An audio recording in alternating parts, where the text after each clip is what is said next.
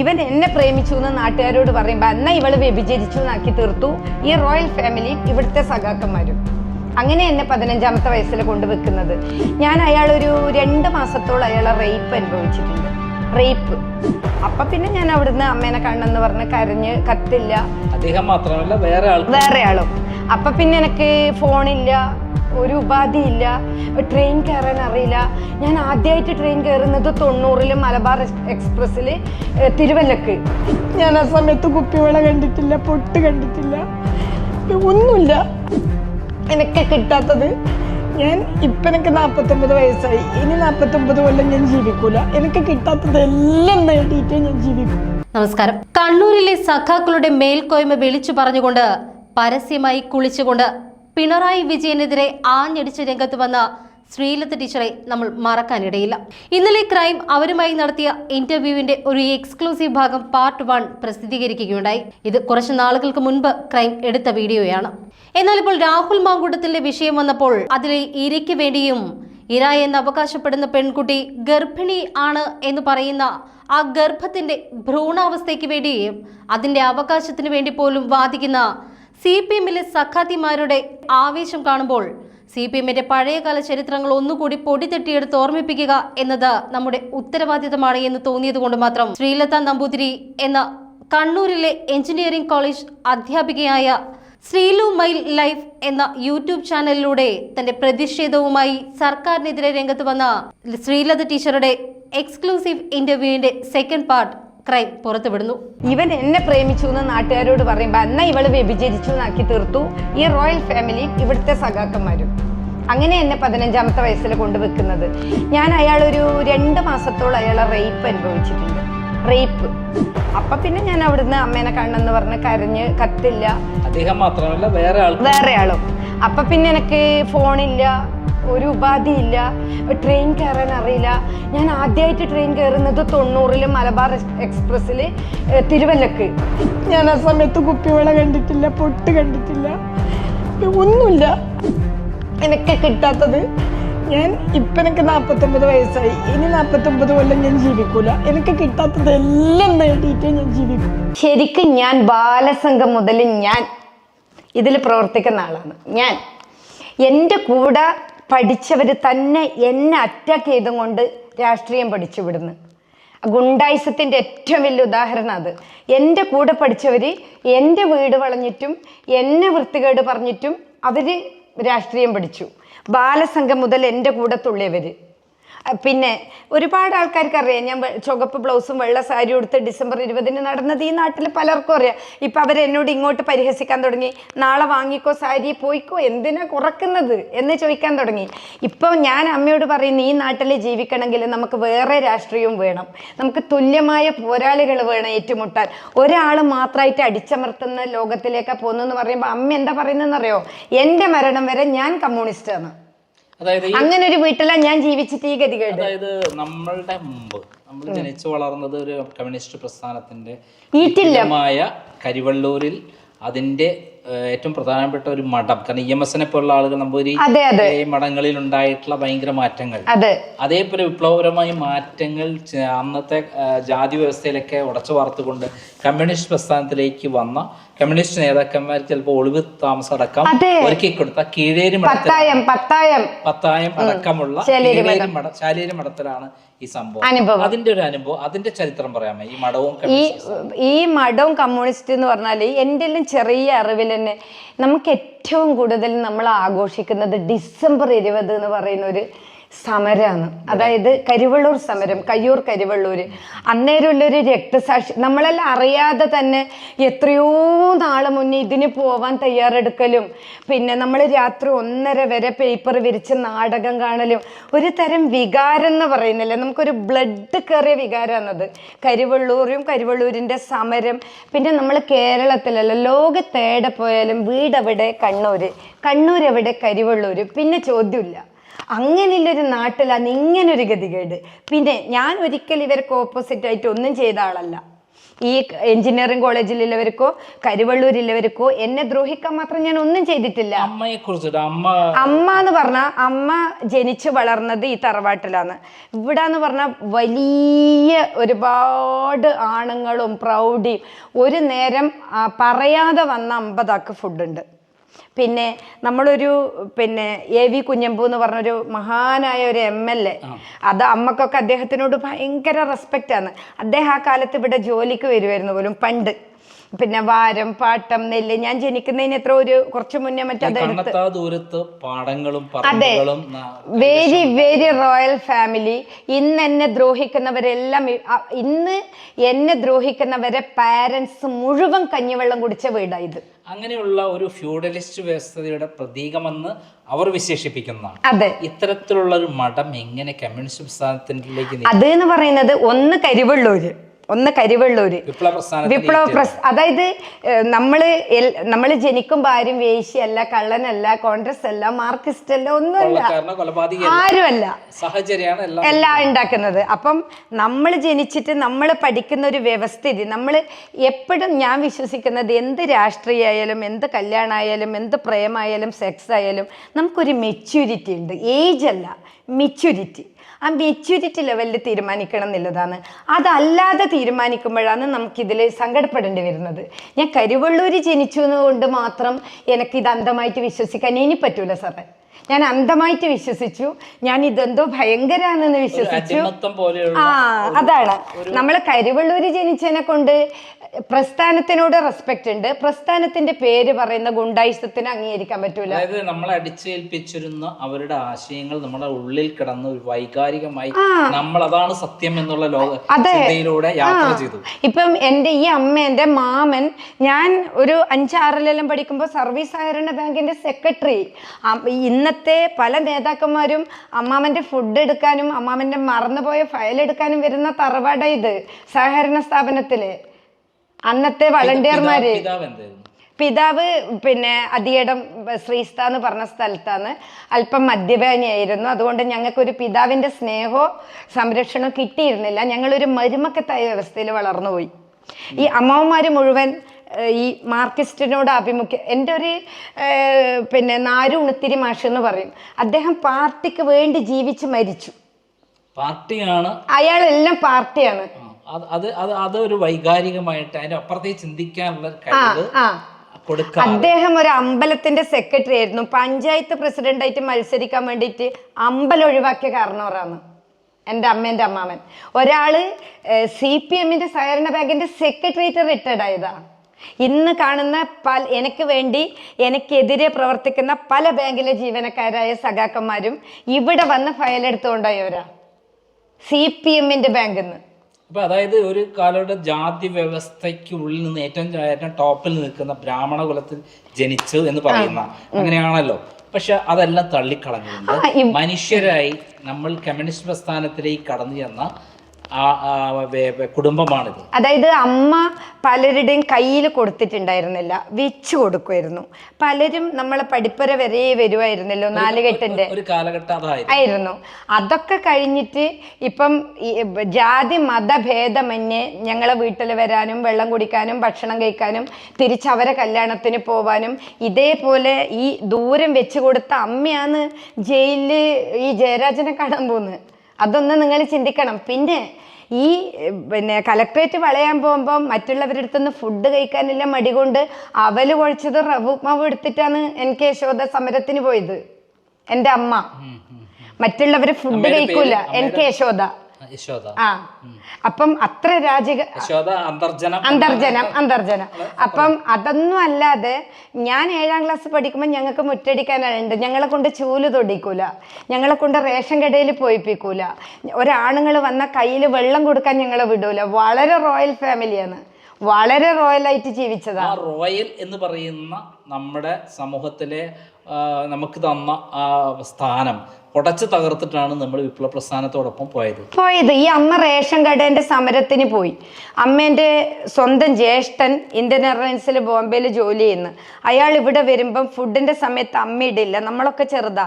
എവിടെ പോയി യശോദ എന്ന് ചോദിച്ചപ്പോൾ ഞാൻ പറഞ്ഞു ഇന്ന് റേഷൻ കട ഉപരോധാണെന്ന്. അതിന് ശേഷം ഈ അമ്മ 2-3 മണിക്കൂർ ഇരുന്ന് കരയുന്നത് ഞാൻ കണ്ടിട്ടുണ്ട്. ഞാൻ എൻ്റെ കുഞ്ഞില് എന്തിന് പോയി, എന്തിന് കൊടി പിടിക്കാൻ പോയി, എന്തിന് റോഡിൽ പോയി എന്ന് ചോദിച്ച് ഈ സ്ത്രീനെ ഉപദ്രവിക്കുന്നത് ഞാൻ കണ്ടിട്ടുണ്ട്. ആ വീട്ടിലാണ് ഇന്ന് ഈ ഗതി. അതായത് അത്തരം ഉച്ചനീചത്വങ്ങൾക്കെതിരെ സ്വയം ഒരു പിന്നെ ബ്രാഹ്മണത്തിൻ്റെ ആ ഒരു ഇതിൽ കിടക്കുന്ന ഒരു പഴയ അന്ധവിശ്വാസങ്ങളോ അല്ലെങ്കിൽ അതെല്ലാം കെട്ടിക്കിടക്കുന്ന ഒരു അതെല്ലാം പൊളിച്ചു മാറ്റി ഒരു വിപ്ലവ പ്രസ്ഥാനത്തെ എടുത്തു ചാടിയ കുടുംബത്തിൽ ഒരു അമ്മയുടെ മകൾക്കാണ് ഇപ്പോൾ ഇത്തരം. എന്നോട് അമ്മ പറയും, പണ്ട് കല്യാണം പുറത്തുള്ള ആൾക്കാർ മീൻസ് കാസ്റ്റിന്റെ എങ്ങനെയെല്ലാം വന്ന് ക്ഷണിച്ച പോവരുത്, ഇനി അഥവാ പോകുന്നുണ്ടെങ്കിൽ തലേന്നൊന്ന് പോയിട്ട് വരണമെന്ന്. ആ ആളിപ്പം മാറിയിട്ട് കല്യാണത്തിന് പോകുന്നില്ലേ എന്ന് ചോദിക്കാൻ തുടങ്ങി. ഞങ്ങൾ വെളുത്തുള്ളി വരെ ഉപയോഗിക്കാത്തൊരു ഫാമിലിയാണ്. അപ്പൊ കോമൺ ആയിട്ട് ഫുഡ് കഴിക്കാൻ പറ്റൂല. അങ്ങനത്തെ അമ്മ എന്നോട് കല്യാണത്തിന് പോണെന്ന് പറയുന്ന അത്രയും വിപ്ലവകാരിയായി മാറി. അത്രയും നമ്മൾ ആ പഴയ ചിന്താഗതിയിൽ മാറി നമ്മള് മനുഷ്യരെ കണ്ട് ജാതി മതങ്ങൾക്കപ്പുറം എല്ലാവരും തുല്യരാണ് എന്നുള്ള അവസ്ഥയിലേക്ക് വരികയും നമ്മൾ മുൻപന്തിയിലേക്കും വന്നപ്പോൾ ഇപ്പോഴുള്ള മാർക്സിസ്റ്റ് പാർട്ടിയുടെ മേലാളന്മാർ നമ്മളെ അടിച്ചമർത്തുക, അവര് ഫ്യൂഡലിസ്റ്റ് വ്യവസ്ഥയുടെ അല്ലെ മുതലാളിത്ത വ്യവസ്ഥയുടെ ആളുകളായി മാറുകയും നമ്മളെ അടിച്ചമർത്തി അവരെ ഒരു അടിമത്തം, അതായത് അവരുടെ സെക്സിന് ഉപകരണമായിരിക്കാം, അല്ലെങ്കിൽ അവരുടെ എല്ലാ ഇതിനും ഉപകരണമായി. ഞങ്ങളെ വീട്ടിൽ വന്ന് കഞ്ഞിവെള്ളം കുടിച്ചവരെ മക്കള് ഞങ്ങളെടുത്ത് രാത്രി കാണുമെന്ന് ചോദിക്കുന്ന അത്രയും അധപ്പതിച്ചു കരുവള്ളൂര്. അതാണ് നിങ്ങൾ മനസ്സിലാക്കേണ്ടത്. പിന്നെ ഞങ്ങളെ വീട്ടിൽ വന്ന് കഞ്ഞിവെള്ളം കുടിച്ചാളെ മക്കള് പാർട്ടിയിൽ പോയതുകൊണ്ട് ഞങ്ങളിനി അവരെടുത്ത് അടുക്കളപ്പണിക്ക് പോകണം എന്നുള്ളതാണ് ഇവരെ പോളിസി. ഈ പറയുന്നതൊന്നും പ്രവൃത്തിയൊന്നും ആവരുത്. മാത്രമല്ല അവരുടെ ഇംഗിതങ്ങൾക്ക് നമ്മൾ വഴങ്ങണം. ആ സ്ഥിതിയിലേക്കാണ് കമ്മ്യൂണിസം വളരുന്നത്. കമ്മ്യൂണിസ്റ്റ് ആ രൂപത്തിലേക്ക് ആശയങ്ങൾ മാറ്റിപ്പിടിക്കാൻ തുടങ്ങി. മുമ്പ് എന്താണോ നമ്മളെ പഠിപ്പിച്ചു തന്നത് അതൊന്നുമല്ല. കുറെ മേലാളന്മാർ അടക്കി വാഴുന്ന ഒരു പ്രസ്ഥാനം, അതിന്റെ അടിയിൽ കിടക്കുന്ന സ്ത്രീകൾക്കൊന്നും യാതൊരു വിലയും. EMS നായനാരും എല്ലാം പറയുന്ന ചില വാചകങ്ങൾ ഞാൻ എപ്പോഴും ഫേസ്ബുക്കിൽ ഷെയർ ചെയ്യും. എന്താണെന്നറിയോ, നമ്മളായിട്ടിരിക്കുക, നമുക്ക് തന്നത് ജനങ്ങളാണെന്നുള്ളൊരു പോളിസിയാണ് അവർ പറയുന്നത്. ഇവരിപ്പോൾ പറയുന്നത് ഞങ്ങളെല്ലാം ഞങ്ങൾ നേടിയതിൻ്റെ പുറകെ നിങ്ങൾ വന്നോളാം, ഞങ്ങൾ പറയുന്നത് നിങ്ങൾ കേൾക്കുക. അതായത് ഇപ്പോൾ ഒരു സഖാവ് വന്നിട്ട് ഇപ്പോൾ ഉച്ചക്ക് 1 മണിക്ക് പറയാന്ന്, ശ്രീലത കയറി ഉറങ്ങിക്കോ. അയ്യോ, ഇത് പിന്നെ കുഞ്ഞികൃഷ്ണേട്ട ഇതിപ്പോ ഉച്ചയല്ലേ പകലല്ലേ എന്നൊരു സംശയം ചോദിച്ചാൽ പിന്നെ എനിക്കിവിടെ വോയിസ് ഇല്ല. പിന്നെ എൻ്റെ വീട്ടിലെ മരം വെട്ടും, എൻ്റെ വീട്ടിലെ തെങ്ങിൻ്റെ കൊല ഉണ്ടാവില്ല, കിണറിൽ വിഷം കലക്കും, ജനലിൻ്റെ പിന്നെ പാളി ഉണ്ടാവില്ല, ഒന്നും ഉണ്ടാവില്ല. അവർക്ക് കീഴടങ്ങുക. എത്രയോ നേതാക്കന്മാര് വൈകുന്നേരം ജോലി കഴിഞ്ഞ് വരുമ്പോ ബൈക്കിൽ പിറകെ വന്നിട്ടുണ്ട്.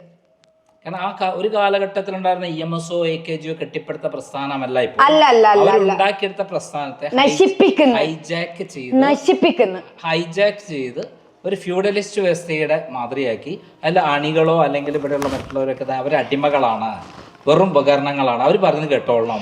യഥാർത്ഥ മാർക്സിസത്തിൽ ആ ഒരു ബുക്കോ അല്ലെങ്കിൽ പഴയ ആൾക്കാരുടെ പ്രസംഗമോ കേട്ട് ഒരു പുഴുവായി എനിക്ക് അതിനോട് യോജിക്കാൻ പ്രയാസമുണ്ട് ഇവരെ പോളിസിയോട്. നമ്മള് കുട്ടിപ്രായം മുതലെടുക്കാൻ നമ്മളെ കുട്ടിപ്രായം മുതലുള്ള അനുഭവങ്ങൾ എന്തൊക്കെയാണ്? കാരണം നേരത്തെ ഞാൻ മനസ്സിലാക്കി 15-ാം വയസ്സിൽ എന്നെ വിവാഹം കഴിച്ചു എന്നുള്ളത് അത് എന്താണ്? അത് ഞാൻ 90-ൽ SLC കഴിഞ്ഞു. 90 മാർച്ച് 6-ന് കല്യാണം, മാർച്ച് 27-ന് റിസൾട്ട്. പിന്നെ അപ്പം എനിക്ക് 16 വയസ്സുണ്ട്. കാരണം എനിക്ക് വിവരം കൂടാൻ വേണ്ടി എന്നെ 1-2 വർഷം ഇരുത്തി, അന്നത്തെ രീതി. അങ്ങനെ എനിക്ക് 17-ാമത്തെ വയസ്സിലൊരു മോള്, അയാൾ മദ്യപാനി, ഇവര് ഒന്നും അറിയാതെ ഭർത്താവ്, ഇവരൊന്നും അറിയാതെ ഒരു സെക്സ് പിന്നെ മലയാളത്തിൽ പറഞ്ഞ ലേഡീസിനെ എത്തിച്ചു കൊടുക്കുന്ന ഒരു ഏജന്റിനായിരുന്നു എന്നെ കല്യാണം കഴിപ്പിച്ചു കൊടുത്തത്. അപ്പം അയാള് ഇലക്ട്രീഷ്യൻ ആയിരുന്നു. അയാളെ വീട് തിരുവല്ല നെടുമ്പുറം പാലസിലെ തമ്പുരാനാണ്. അപ്പം ഞാൻ അവിടെ ഇങ്ങനെ ഉണ്ടാകുമ്പോൾ പല ആളും വന്നിട്ട് എൻ്റെ ഇങ്ങനെ കൈക്ക് കയറി പിടിക്കുക. ഇയാൾ ഫുൾ മദ്യപിച്ചിട്ട് പിന്നെ ലോഡിൽ വന്ന് ആ കൂടെ വരുന്ന ആൾ അത്രയും മദ്യപിക്കാതിരിക്കുക. എന്നിട്ട് എൻ്റെ ശരീരത്തിൽ ഞാൻ ഈ രൂപമായിരുന്നില്ല, നല്ല സുന്ദരിയായിരുന്നു. ആ രൂപത്തിലുള്ള എന്നെ ഫോട്ടോ അതെ, അല്ല അത് 4 വർഷം മുന്നേ, പഴയ ഫോട്ടോസ് ഒന്നും ഇല്ല. അപ്പോഴും നമ്മള് ഒരു മുഖത്ത് ഒരു ടെൻഷനോ മറ്റോ ഇല്ല. ഇപ്പൊ ഒരുപാട് 2-3 മാസമായിട്ട് ഇപ്പൊ പ്രേത രൂപത്തില് ചെസ്റ്റ് ഇൻഫെക്ഷൻ, കുളിച്ചു, ഒരുപാട് ചെയ്യാത്ത തെറ്റ് ആരോപിക്കുമ്പോൾ ഉണ്ടാവുന്ന സ്ട്രെസ്. ആരും പേടിയൊന്നുമില്ല, ആരും പേടിയില്ല, മരിക്കാൻ പേടിയില്ല, ജയിലിൽ പോവാൻ പേടിയില്ല, ഒന്നുമില്ല. പ്രസ്ഥാനം തന്ന ധൈര്യം നമ്മളെടുത്തുണ്ട്. ഞാനായിട്ട് തന്നെ ജീവിക്കും. പ്രസ്ഥാനത്തിനോട് റെസ്പെക്റ്റും ഉണ്ട്. പക്ഷെ ആ പ്രസ്ഥാനത്തെ ഇപ്പം നയിക്കുന്ന ആളുകള് ഞാൻ യോജിക്കുന്നില്ല, മരണം വരെ യോജിക്കൂല. ഇനി ആരെങ്കിലും അതിലുണ്ടോ എന്നന്വേഷിച്ച് പോണം നമ്മളോട് യോജിക്കാൻ പറ്റിയവര്. പ്രത്യക്ഷത്തിൽ ഞാൻ ആരും കാണുന്നില്ല. അതിന്റെ അണികളെല്ലാം പാവപ്പെട്ടവരും ഇതിനെ നയിക്കുന്ന ആളുകൾ. അല്ല, ഏതെങ്കിലും ഒരു നേതാവിന്റെ മക്കള് നാട്ടില് കൊടി പിടിക്കാനുണ്ടോ? എല്ലാരും വിദേശത്തല്ലേ. ഏതെങ്കിലും ഒരു നേതാവിന്റെ മോൻ കൊലയാളി ഉണ്ടോ? ഏതെങ്കിലും ഒരു നേതാവിന്റെ മകൾക്ക് ഭർത്താവില്ലാണ്ടുണ്ടോ? ഇല്ല. അതൊക്കെ വായിച്ചിട്ടും കണ്ടിട്ടും വളരുന്ന ആർക്കും ഇങ്ങനെയൊക്കെ ആവാൻ പറ്റൂ. അത് എൻ്റെ തെറ്റല്ല. ഈ ഒരു 75-80 ഇതിങ്ങോട്ട് ജീവിക്കുന്ന കിഡ്സിൻ്റെ എല്ലാം മനസ്സിൽ ഈ ചോദ്യങ്ങൾ ഉണ്ടാവാം. പലരും ബാങ്കിൽ ജോലി ചെയ്യുന്നുണ്ടും സഹകരണ സ്ഥാപനത്തിൽ ജോലി ചെയ്യുന്നുണ്ടും ജീവന് പേടിച്ചിട്ട് വന്ന് ഇത് പറയാത്തെ. CPM-ന്റെ എന്തെങ്കിലും ഒരു സഹായം നേതാക്കന്മാരുടെ കൈപ്പറ്റിയവരാണ് പറയാത്തെ. എപ്പോഴും കണക്റ്റഡ് ആണ് ജീവിതം. അതെന്തെന്ന് പറഞ്ഞാൽ വിളിച്ചു തരും. എൻ്റെ മോനിപ്പോൾ പാർട്ടി പ്രവർത്തനത്തിന് വിളിച്ചു. ഞാൻ പറഞ്ഞു, ഏത് ഹോട്ടലിൽ പോയി ക്ലാസ് പഠിച്ചാലും പാർട്ടി പ്രവർത്തനം വേണ്ട.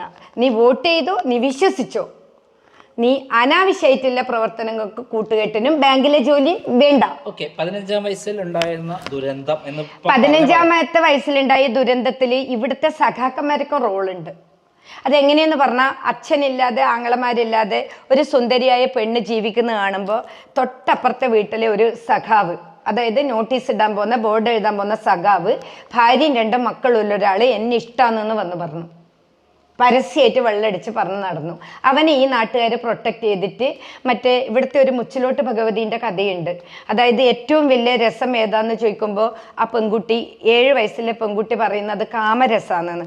എന്നാൽ ഇവൾ വ്യഭിചരിച്ചു എന്ന് പറഞ്ഞിട്ട് അതിൻ്റെ ഒരു സാങ്കല്പിക രൂപമാണ് മുച്ചിലോട്ട് ഭഗവതി, ആദ്യ മുച്ചിലോട്ട്. അതേപോലെ ഇവൻ എന്നെ പ്രേമിച്ചു എന്ന് നാട്ടുകാരോട് പറയുമ്പോൾ എന്നാൽ ഇവൾ വ്യഭിചരിച്ചു എന്നാക്കി തീർത്തു ഈ റോയൽ ഫാമിലിയും ഇവിടുത്തെ സഖാക്കന്മാരും. അങ്ങനെ എന്നെ 15-ാമത്തെ വയസ്സിൽ കൊണ്ടുവെക്കുന്നത്. എനിക്ക് കല്യാണം എന്താണെന്നോ, എന്തിനാ കല്യാണം കഴിക്കുന്നതെന്നോ, എങ്ങനെ മക്കളുണ്ടാവുന്നോ ഒന്നും എനിക്കറിയില്ലായിരുന്നു. ഒന്നും അറിയില്ല, വട്ടപൂജ്യം.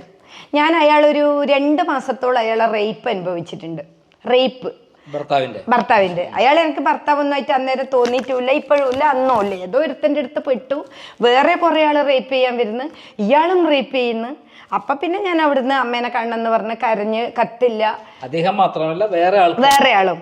അപ്പൊ പിന്നെ എനിക്ക് ഫോണില്ല, ഒരു ഉപാധിയില്ല, ട്രെയിൻ കയറാൻ അറിയില്ല. ഞാൻ ആദ്യമായിട്ട് ട്രെയിൻ കയറുന്നത് 90-ൽ മലബാർ എക്സ്പ്രസ്സിൽ തിരുവല്ലക്ക്. എൻ്റെ ജീവിതത്തിൽ ഞാൻ ഇതൊന്നും കണ്ടിട്ടില്ല. അപ്പം തിരിച്ച് നാട് പിടിക്കാൻ ഒരു വഴിയില്ല.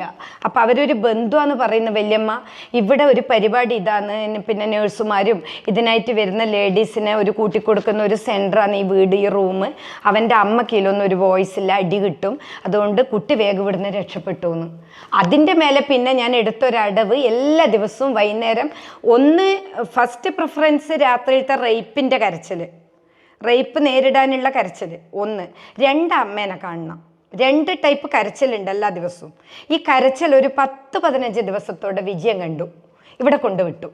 ഇവിടെ കൊണ്ടുവിട്ടിട്ട് ഇവിടുന്ന് റേപ്പ് തുടരുമ്പോൾ ഉള്ളിന്ന് കുറ്റിയിടാൻ ഞാൻ സമ്മതിക്കൂല. അപ്പം ഈ അമ്മ വന്നിട്ട് എപ്പോഴും കഥകിന് തട്ടിയിട്ട് എന്തെന്ന് ചോദിക്കും. അപ്പം ഇയാൾ ആവശ്യങ്ങൾ തീരാതിരിക്കുമ്പോൾ ഇയാൾ ചുമരിനിട്ടടിക്കും. ഇയാളെ കയ്യും കാലും എല്ലാം ഇങ്ങനെ എന്നെ ഉപദ്രവിക്കും. അങ്ങനെയായി പിന്നെ ഇയാൾ പോയി. പിന്നെ എൻ്റെ വീട്ടുകാരെന്നോട് പറഞ്ഞു, ഈ മോളെയും കൊണ്ട് ഇവിടെ നിൽക്കാൻ പറ്റൂല, അവൻ്റെ കൂടെ തന്നെ പോകണമെന്ന്. നാണക്കേടാന്ന്. അങ്ങനെ ഈ നാട്ടിലെ CPM-കാരും ഈ നാട്ടിലെ കുറേ മധ്യസ്ഥക്കാരും എൻ്റെ അമ്മേൻ്റെ ജ്യേഷ്ഠനും എല്ലാവരും കൂടി ഇവനെ വീണ്ടും വരുത്തി. പിന്നെയും റേപ്പിന് വിധേയമായതല്ലാണ്ട് ഇയാളുടെ അടുത്തൊന്നും ഒന്നും കിട്ടിയില്ല. പിന്നെ എനിക്ക് 94 ഫെബ്രുവരിയിൽ ഒരു മോനെ കിട്ടി മധ്യസ്ഥ പ്രകാരം. ആ മോനെ അയാൾ ഈ സമയം വരെ കണ്ടിട്ടില്ല. ഈ നമ്മൾ സംസാരിക്കുന്നവരെ കണ്ടിട്ടില്ല, മോനെ കണ്ടിട്ടില്ല. അയാളെ മോനാണെന്ന് ഞാൻ പറഞ്ഞറിയാം. ഞാൻ മറ്റൊരാളെ കൂടെ പോവാത്തതുകൊണ്ട് എൻ്റെ മോൻ അയാളതാണെന്ന് എനിക്കറിയാം, അവനെ അറിയില്ല. വേറൊരു കാര്യം പറഞ്ഞ അയാൾ വേറെ ആൾക്കാരെ കൊണ്ട് നമ്മള് അയാളെ പേരിൽ ഇവിടെയും പയ്യന്നൂരിൽ നിന്ന് ആള് വന്നിട്ട് എൻ്റെ കൈ കയറി പിടിച്ചിട്ടുണ്ട് എൻ്റെ വീട്ടിൽ നിന്ന്. അവിടുന്ന് രാത്രിയാകുമ്പോൾ പലരും വന്നിട്ടുണ്ട്. നിങ്ങളൊന്ന് ആലോചിച്ച് നോക്കണം, ഒരു 16 വയസ്സിൽ ഒരു പാവാടിയും ബ്ലൗസ്. ഞാൻ ശരിക്ക് ഫുൾ പാവാടി ഇട്ടിട്ടില്ല. എന്നിപ്പോൾ ഒരുപാട് ആള് നിങ്ങൾ പിന്നെ തുണി ഉടുക്കുന്നില്ല, പിന്നെ ഒരുപാട് കാര്യങ്ങൾ പറയുന്നുണ്ട്. അപ്പോൾ ഞാൻ എൻ്റെ ജീവിതത്തിലൊരു ഉടുപ്പിട്ടിട്ടില്ല, പൊട്ട് വെച്ചിട്ടില്ല, ഫുൾ പാവാടി ഇട്ടിട്ടില്ല, ഒന്നുമില്ല. ഇപ്പം ഞാൻ എൻ്റെ ആഗ്രഹങ്ങളെല്ലാം ചെയ്യുന്നത്. ഞാൻ ആ സമയത്ത് കുപ്പിവള കണ്ടിട്ടില്ല, പൊട്ട് കണ്ടിട്ടില്ല, ഒന്നുമില്ല. അപ്പം ഞാൻ ചിലപ്പോൾ ഇപ്പം എൻ്റെ ഇഷ്ടമുള്ള ഡ്രസ്സ് ഇട്ട് ഇഷ്ടമുള്ള പോലെ തുള്ളും. അതിനൊരു CPM ഒരു ബന്ധുക്കളോ ലോകത്തൊരാളും എൻ്റെ വിഷയമല്ല. എനിക്ക് കിട്ടാത്തത് എനിക്ക് 49 വയസ്സായി, ഇനി 49 കൊല്ലം ഞാൻ ജീവിക്കൂല. എനിക്ക് കിട്ടാത്തതെല്ലാം നേടിയിട്ടേ ഞാൻ ജീവിക്കൂ. അതിനി എൻ്റെ ജീവൻ പോണ്ടി വന്നാലും ഒരു തെമ്മാടികൾക്കും എൻ്റെ ശരീരം കാഴ്ചവെക്കാനോ CPMകാർക്ക് അടിമപ്പെടാനോ ഞാൻ ഉദ്ദേശിക്കുന്നില്ല. ഞാൻ നാളെ ഇന്നറിട്ടിട്ട് കുളിക്കണമെങ്കിലും മുഖ്യമന്ത്രിൻ്റെ മുന്നിൽ ഞാൻ കുളിച്ചിരിക്കും. അതെൻ്റെ ഒറ്റ തീരുമാനമാണ്. എൻ്റെ വ്യക്തി സ്വാതന്ത്ര്യം, എൻ്റെ യൂട്യൂബ്, എൻ്റെ ജീവിതഗതിയൊന്നും എൻ്റെ ജോലി സ്ഥലത്ത് എഴുതി വെക്കാൻ ഒരു CPM കൂട്ടുനിന്നാലും ഞാൻ അംഗീകരിക്കൂല. അത് ഞാൻ അംഗീകരിക്കൂല. അത് ഞാൻ ജീവിച്ച സാഹചര്യം. ഞാൻ 2 ദിവസം പഴകി കഞ്ഞി കൊടുത്തിട്ടുണ്ട് മോനെ. അന്നേരം എവിടെ പോയി സഖാക്കന്മാര്? അന്നേരം എന്നെ ദ്രോഹിക്കുന്ന ചുമരെഴുതാൻ കൂട്ടുനിന്ന് എഞ്ചിനീയറിംഗ് കോളേജിൽ അവരെ പിൻഗാമികളും മുൻഗാമികളൊക്കെ എവിടെ പോയി? എൻ്റെ മോന് ഞാൻ ജോലി ചെയ്ത് ഇപ്പം ബിസ്ക്കറ്റ് കൊണ്ട് കൊടുക്കുന്നത് എൻ്റെ ജീവിതത്തിലെ ഏറ്റവും വലിയ സന്തോഷം. 27 വയസ്സായ മോന് ടീഷർട്ടും ബിസ്ക്കറ്റും കൊണ്ട് കൊടുത്തിട്ടാണ് ഞാൻ എൻ്റെ 20 കൊല്ലം മുന്നേ സങ്കടം തീർക്കുന്നത്. എനിക്ക് അവരെ ബർത്ത്ഡേ കഴിക്കാൻ പറ്റിയിട്ടില്ല, ഡ്രസ്സ് വാങ്ങിക്കൊടുക്കാൻ പറ്റിയിട്ടില്ല, ഒന്നും പറ്റിയിട്ടില്ല. ഞാൻ ഇപ്പം മോന് ഡ്രസ്സ് വാങ്ങും, എന്തെങ്കിലുമൊക്കെ വാങ്ങിക്കൊണ്ട് കൊടുക്കും. ഇപ്പോൾ കോളേജിലെ പ്രശ്നം കൊണ്ട് മോനും മിണ്ടുന്നില്ല. 20 കൊല്ലം 25 കൊല്ലം മുന്നേ ചെയ്യാൻ പറ്റാത്തത് ഇപ്പം ചെയ്യുന്നത് ഞാൻ ജോലി ചെയ്തിട്ടാണ്. എന്നെ സസ്പെൻഷൻ അടിച്ചിട്ടല്ല ഇവർ മാന്യത പ്രകടിപ്പിക്കേണ്ടത്. ആ സ്ഥിതിയിലേക്ക് എത്തിച്ചതാണ് കരുവള്ളൂര് CPM, കണ്ണൂര് CPM. കണ്ണൂരിൻ്റെ ധർമ്മശാലയിലെ ഗോവിന്ദ മാഷ നേതൃത്വത്തിലുള്ള ലോബി ഒന്നുമല്ലാത്തൊരു പെണ്ണിനോട് മത്സരിക്കുന്നത് തുല്യശക്തിയോടല്ലേ ഏറ്റുമുട്ടുണ്ട്. എനിക്കെപ്പോഴും എൻ്റെ പേഴ്സണൽ ലൈഫ് പറഞ്ഞാൽ അതിഭീകര സങ്കടമാണ്. എനിക്ക് അങ്ങനെ ഒരു ഇൻ്റർവ്യൂ, എനിക്കൊരു വീഡിയോ ഇടാൻ പറ്റൂല. കാരണം അത്രമാത്രം അനുഭവിച്ച ഒരു ലൈഫാണ്. ഇതൊന്നും അല്ല, പറയാൻ പറ്റാത്തത്ര അനുഭവിച്ചു. ഞാൻ സിസേറിയൻ കഴിഞ്ഞ് കിടക്കുമ്പോൾ ഇയാൾ വന്നിട്ട് എന്നെ ബാത്റൂമിൽ നിന്ന് റേപ്പ് ചെയ്തു, ഭർത്താവ്. ഇവിടെ കല്യാണം കഴിച്ച ആളെന്നെ ഞാൻ ഒരിക്കൽ പീരീഡ്സ് ആയിട്ട് വയറുവേദനയിട്ട് കിടക്കുമ്പോൾ എന്നെ കയറി പിടിച്ചിട്ടുണ്ട്. ഇന്നാണെങ്കിൽ പോക്സോ കേസിൽ അകത്താവേണ്ട ആളാണ്. പോക്സോ ഒന്നല്ല, അവരെ തൂക്കിക്കൊല്ലാൻ വിധിക്കും. ഞാൻ അനുഭവിച്ചത് കോടതിയിൽ തെളിഞ്ഞു കഴിഞ്ഞാൽ തൂക്കാൻ വിധിക്കും. ക്രൂരമായിട്ടാണ് നമ്മൾ റേപ്പ് ചെയ്തത്. അങ്ങനെ കുറച്ച് നാട്ടുകാരും ഉണ്ട്, തൂക്കാൻ വിധിക്കുന്ന കുറച്ച് നാട്ടുകാരും ബന്ധുക്കളും ഉണ്ട്. ഒറ്റപ്പെട്ട സ്ത്രീകളെ ഇങ്ങനെ വേട്ടയാടുന്ന രീതിയിലേക്ക് CPM അതപ്പതിച്ചു. പ്രത്യേകിച്ചും കരുവള്ളൂർ സാറേ, ഇപ്പോഴല്ല, അതപ്പതിച്ചിട്ട് 20 വർഷമായി. എൻ്റെ അനുഭവത്തിൽ അതപ്പതിച്ചിട്ട് 20 വർഷമായി. നിങ്ങളെപ്പോലെയുള്ള മാധ്യമങ്ങളും യൂട്യൂബൊക്കെ വന്നതുകൊണ്ട് ജനങ്ങൾ അറിയുന്നു. അന്ന് ഞാൻ അനുഭവിച്ചത് അറിയിക്കാൻ ഒരു മീഡിയ ഇല്ലായിരുന്നു. ഇന്ന് അറിയുന്നത് അതുകൊണ്ടാണ്. ഇത്ര ധൈര്യം എവിടുന്ന് കിട്ടി? ധൈര്യം ജീവിതം.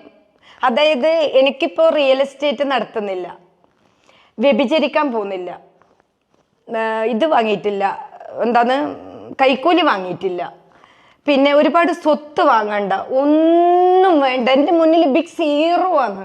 പക്ഷെ എനിക്കൊരു കാര്യമുണ്ട്, എൻ്റെ രീതിക്ക് തടസ്സം നിൽക്കാൻ ആരും വരണ്ട. അതെൻ്റെ ജീവിതം. അവരാണ് നമ്മളെ ഇങ്ങനെയാക്കിയത്. അവരാണ് ഇങ്ങനെ ആക്കിയത്. ഇത്രയും തെമ്മാടിത്തരം ചെയ്തവർ എന്നെ ബോൾഡാക്കി, നിങ്ങൾ എന്നെ കമ്മ്യൂണിസ്റ്റ് ആക്കി, അങ്ങനെ പറയണം. മുമ്പ് നിങ്ങൾ എന്നെ കമ്മ്യൂണിസ്റ്റ് ആക്കി എന്ന് പറയുന്ന ഒരു കാലഘട്ടം ഉണ്ടായിരുന്നു. ചാതുർവർണ്ണയത്തിലും അതേപോലെ അല്ലാത്തൊരു അയിത്ത വ്യവസ്ഥയിലും ആ സാമൂഹ്യ വ്യവസ്ഥയിൽ അടിമപ്പെട്ട് കടന്നിരുന്ന താഴെക്കടയിലുള്ള നമ്മളെ ജാതി വ്യവസ്ഥ താഴെ എന്ന് പറയുന്ന ആളുകൾ അനുഭവിച്ചതിൻ്റെ ഇതിലുള്ള പൊട്ടിത്തെറിയുന്നത്.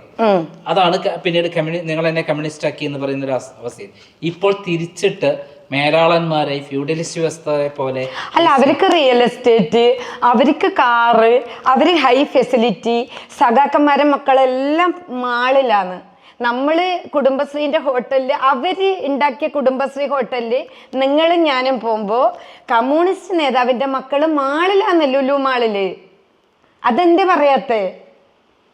ഞാൻ പയ്യന്നൂര് പോകുമ്പോ പയ്യന്നൂര് മാളിലാണ് പഞ്ചായത്ത് പ്രസിഡന്റിന്റെ മക്കളുള്ളത്. ഇത് പിണറായി വിജയനോടും അദ്ദേഹത്തിന്റെ മകളും കുടുംബത്തോടും അടക്കമുള്ള അറിയിപ്പാണ്. അറിയിപ്പ് തന്നെ. കാരണം നമ്മളെ അങ്ങനെ ആക്കി മാറ്റി, നമ്മൾ അങ്ങനെ ആക്കിയതാണ്. അതാ ഞാൻ പറഞ്ഞത്. ഞാൻ ഒരു പ്രാവശ്യം ഒരു സങ്കടപ്പെട്ട വീഡിയോ ഇട്ടിട്ടുണ്ട്. അതാ ഞാൻ പറഞ്ഞത്, എനിക്ക് കഴിഞ്ഞതാലോചിച്ച സങ്കടം വരുന്നു. ഈ നമ്മളെ ബഹുമാനപ്പെട്ട മുഖ്യമന്ത്രിന്റെ കുറേ മക്കളുണ്ടായിട്ട് അവസാനം ഈ മുഖ്യമന്ത്രിയും വേറെ 1-2 ആളെ ബാക്കിയായത് എന്ന് പറഞ്ഞു ആ ലേഡിക്ക്, അമ്മക്ക്. അപ്പൊ കഞ്ഞിന്റെ വെള്ളം അമ്മ കുടിച്ചിട്ട് വറ്റ് ഇദ്ദേഹത്തിന് കൊടുക്കും. അപ്പം അതുപോലെ ജീവിച്ച അമ്മമാര് ഈ നാട്ടിലുണ്ടെന്ന് എന്തുകൊണ്ട് അദ്ദേഹം ഓർക്കാത്തെ?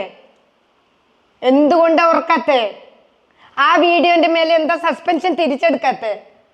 അയാളെ തെറി പറഞ്ഞു എന്ന് പറഞ്ഞ് പുറത്തേക്ക് ഇട്ട ആള് ഈ ഒരു സങ്കടത്താല് തിരിച്ചെടുക്കാലോ. ഞാൻ അയാളെ കഥ വായിച്ച് കരഞ്ഞിട്ടുണ്ട് ഒരു ദിവസം.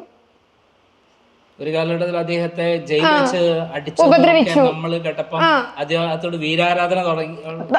ഇപ്പോഴും അയാൾക്ക് ഒരുപാട് യൂറിൻ പാസ് ചെയ്യാനും നടുവിനും എല്ലാം പ്രയാസമുണ്ട് എന്ന് പറയുമ്പോൾ ഞാൻ പലപ്പോഴും ചിന്തിച്ചിട്ടുണ്ട്, നമ്മൾ ഇന്ന് ഉപയോഗിക്കുന്ന സ്വാതന്ത്ര്യം, നമ്മളെ പഠിപ്പ്, നമ്മളെ സ്ഥാപനം, നമ്മളെ യൂട്യൂബ്, നമ്മളെ ജീവിതം എല്ലാം ഈ മുന്നേ നടന്നവര് നേടിത്തന്നതാണ്.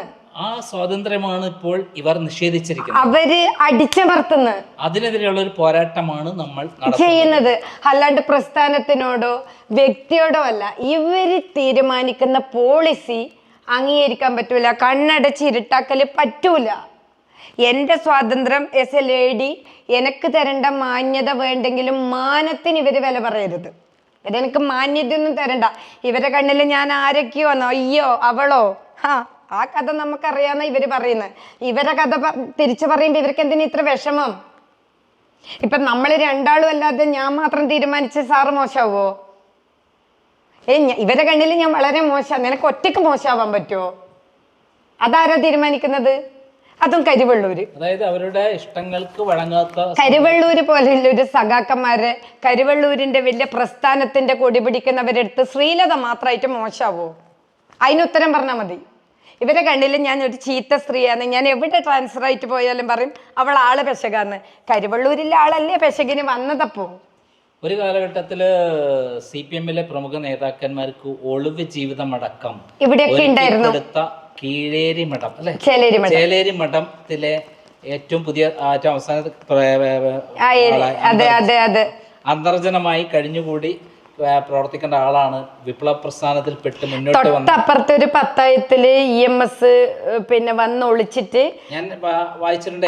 എന്റെ വീട്ടിലും വന്ന് ഒളിവിൽ താമസിച്ചിട്ടുള്ള എന്റെ പിതാവ് അതിനുവേണ്ടി പ്രവർത്തിച്ചുള്ള ആളാണ്.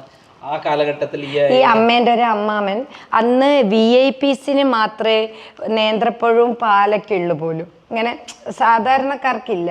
അപ്പം ഏതോ ഒരു എനിക്ക് പിന്നെ കരുവള്ളൂര് K കൃഷ്ണൻ മാഷ് അങ്ങനെ കുറച്ച് സഖാക്കന്മാരുണ്ട്. അപ്പം ഇങ്ങനെ വിളിച്ചു പറഞ്ഞ ഇങ്ങനെ MSPന്റെ അങ്ങനെ എന്തോ പോലീസുകാർ വരുന്നുണ്ടെന്ന്. അപ്പം നമ്മളെ 4ാം നിലയിൽ പിന്നെ പോയിട്ട് കിടന്നു. അപ്പം വന്ന് കിടക്കുന്നത് ഇന്നാളല്ലേ. അപ്പം പിന്നെ കടയിൽ നിന്ന് അന്ന് പറ്റാന്ന് പറ്റില് പഴം പാല് സാധനങ്ങളെല്ലാം വരുത്തിച്ച് ഒരാളും അറിയാതെ മുറ്റടിക്കാൻ വന്ന സ്ത്രീന്റെ കയ്യിലാന്ന് കൊടുത്തേച്ചു എന്ന് കേട്ടിട്ട് ഉള്ള സ്ഥലത്താണ് ഈ ഗതി. അതായത് ഉച്ചനീചത്വങ്ങൾക്കെതിരെ, ഭൂപ്രഭുത്വത്തിനെതിരെ പോരാടി ജാതി വ്യവസ്ഥ പറയുന്നുണ്ടെങ്കിൽ ആ കിടന്നാൾ ഒരിക്കലും ഇവിടെ കിടക്കൂല. അതെ, ധീര രക്തസാക്ഷിത്വം വഹിച്ച ആ നാട്ടില്, ആ വിപ്ലവത്തിന് വേണ്ടി പുറപ്പെട്ട ഈ നാട്ടില് വിപ്ലവം വേണ്ടത് ഈ തമ്മാടികൾക്കെതിരെയാണ്. അന്ന് ഫ്യൂഡലിസ്റ്റ് വ്യവസ്ഥിതിയായിട്ട് കണ്ടിരുന്ന ഭൂപ്രഭുക്കളായിരുന്നു, അവരെ അടിമകളായിരുന്നു. ഇന്ന് തിരിച്ചായിരിക്കുന്നു. അതിനുള്ള ഒരു പോരാട്ടമാണ് നമ്മൾ നടത്തുന്നത്. അതെ, ഞാൻ ഈ സങ്കടം എല്ലാം പറയുമ്പോ ഈ അമ്മ പറയും, ഈ പിന്നെ AV കുഞ്ഞമ്പൂ എന്ന് പറയുന്ന ഒരു വലിയ മനുഷ്യനുണ്ട് ഇവിടെ, കരുവള്ളൂർ മുരളി എന്നെല്ലാം പറഞ്ഞ അദ്ദേഹത്തിന്റെ അച്ഛൻ. അമ്മ പറയുന്ന ഇങ്ങനെ വളരെ ശാന്തനും അതായത് കുട്ടികളോടെല്ലാം പെരുമാറ്റവും അമ്മേനെല്ലാം കണ്ട ഒരു ഭയങ്കര ബഹുമാനവും. 2 പറമ്പപ്പുറാണ്. ആ നാട്ടിലാണ് എനിക്ക് ഈ ഗതി. അദ്ദേഹം ഒന്ന് ജീവിച്ചിരിക്കുന്നുണ്ടെങ്കിൽ ഇതുപോലത്തെ തെമ്മാടിത്തരി കരുവള്ളൂര് നടക്കൂല. ഞാനിങ്ങനെ പറയുമ്പോ അമ്മ പറയും അതല്ലൊരു ലെജൻഡാണ്. അതായത് 8 വർഷത്തെ CPM ഭരണത്തിൽ കേരളത്തിലെ CPM-നെ മറ്റൊരു തരത്തിലേക്ക് മാറ്റി പാർട്ടിയെ ജീർണാവസ്ഥയിലേക്ക് കൊണ്ടുപോയി. നമ്മൾ എന്തൊക്കെയാണോ ഈ പ്രസ്ഥാനത്തുനിന്ന് ഓപ്പോസിറ്റ് ചെയ്യാനും ആളില്ല. അല്ല, നമ്മൾ എന്താണോ പ്രതീക്ഷിച്ചത് ഈ നാട്ടില് അതിന്റെ 1% ഇല്ല. നമ്മൾ ആവിഷ്കാര സ്വാതന്ത്ര്യത്തിന് വേണ്ടിയിട്ടാണ് പോരാടിയത്. ഇപ്പോൾ ആവിഷ്കാര സ്വാതന്ത്ര്യത്തിന്റെ ഭാഗമായി സ്വന്തം ഒരു മോഡേൺ യുഗത്തിന്റെ ഭാഗമായിട്ടുള്ള യൂട്യൂബ് ചാനൽ. എനിക്ക് യൂട്യൂബിൽ നിന്ന് 10 പൈസ വരുമാനവും കിട്ടിയിട്ടില്ല. അല്ല, വരുമാനം നമ്മളിപ്പോ പുസ്തകം എഴുതിയ വരുമാനം കിട്ടില്ലേ? എത്ര മാഷുമാരും എത്ര ആളുകൾ പുസ്തകം എഴുതിയ വരുമാനം ഉണ്ടാക്കിയിട്ടുണ്ട്. അതേപോലെ നമ്മുടെ ആശയങ്ങളാണല്ലോ ഇതിനകത്ത്. അതിലെന്താ തെറ്റ്? ഇത്രയും പ്രതിസന്ധിയിൽ കിടക്കുമ്പോ എന്റെ മോള് UK പോവാൻ വേണ്ടിയിട്ടും മറ്റു പല തെങ്ങ് വീണ് പോയതായിരുന്നു. അപ്പം അതിന്റെ ഭാഗമായിട്ടൊരു ലോൺ എടുത്തിട്ട് ഇവിടെ കൊണ്ടുവന്ന് നോട്ടീസ് പതിച്ചിട്ട് പോയി ഈ പ്രശ്നത്തിൽ.